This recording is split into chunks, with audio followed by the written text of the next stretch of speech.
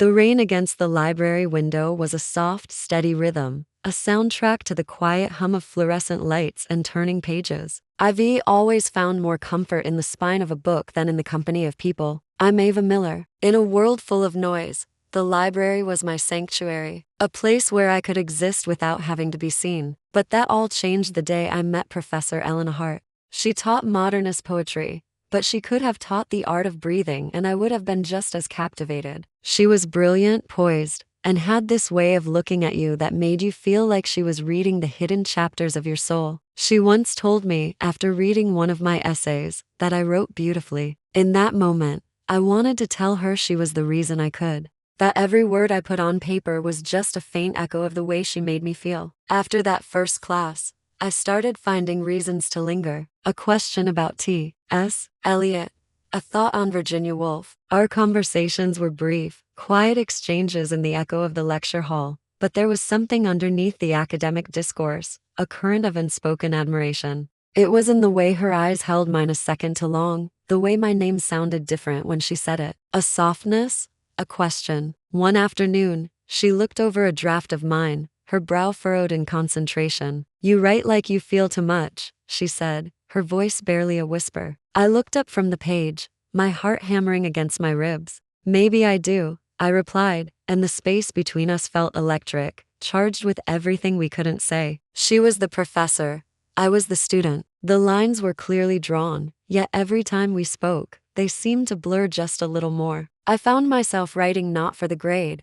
but for the glimmer of understanding in her eyes. It was a dangerous, beautiful spark, and I knew even then that I was walking toward a flame I couldn't possibly extinguish. The days shortened, and the campus grew quiet as winter settled in. My essays became excuses for late-night visits to her office. The rest of the building would be dark and silent, but a warm, golden light always spilled from under her door. Inside, the world outside would melt away. It was just us, surrounded by towers of books, the air thick with the scent of old paper and her subtle perfume. We'd talk for hours, our conversations drifting from poetry to dreams, to the quiet fears we never voiced to anyone else. It was in those hushed moments, under the flickering lamplight, that I felt more seen than I ever had in my life. But with that intimacy came a new kind of tension. I could feel her pulling back, building walls I desperately wanted to tear down. She'd glance at the clock, her expression shifting from warmth to a kind of pained duty. "You should go, Ava," she'd say, her voice strained. "It's getting late."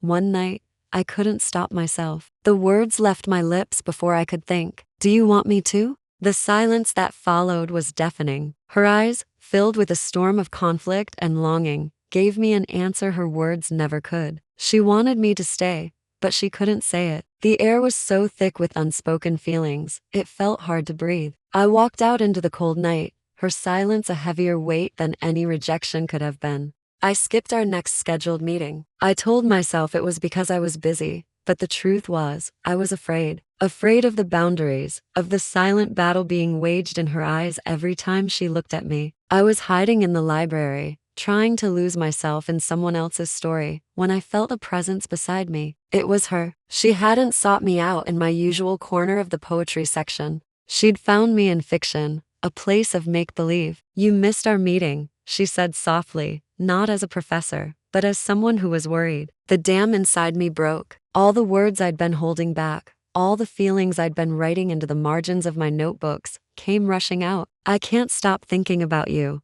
I confessed, my voice trembling. The words hung in the hallowed silence of the library. Her expression was unreadable, a mask of professional calm, but her knuckles were white where she gripped a book. "You shouldn't," she whispered, the reply automatic, rehearsed, but it lacked conviction. I took a step closer, my courage fueled by months of silent longing. "Then why do you look at me like that?" I asked, my voice barely audible. "Why do you look at me like I'm the only person in the room?" The rain began to beat harder against the glass, a frantic rhythm matching the pounding in my chest. Her composure finally cracked. A single tear traced a path down her cheek, and in that moment, I knew. I wasn't imagining it. This was real. She led me back to her office, locking the door behind us. The pretense was gone. There were no more essays, no more discussions about meter or rhyme. There was only the raw, terrifying truth between us. "Ava, you have to understand the risk," she said, her voice laced with desperation. She paced the small room,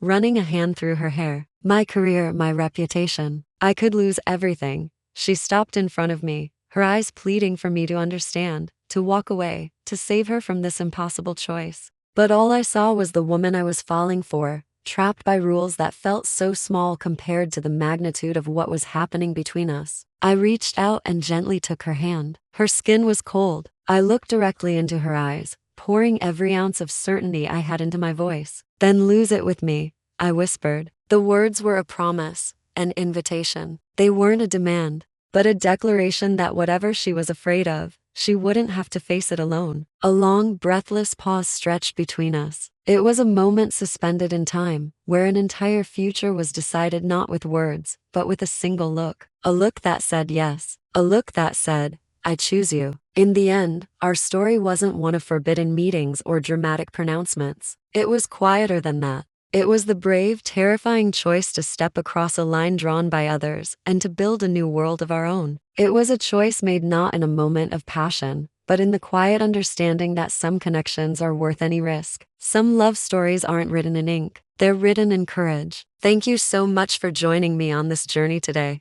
If this story resonated with you, I'd be so grateful if you'd like this video and subscribe to the channel for more stories like this one. Your support means the world. See you next time.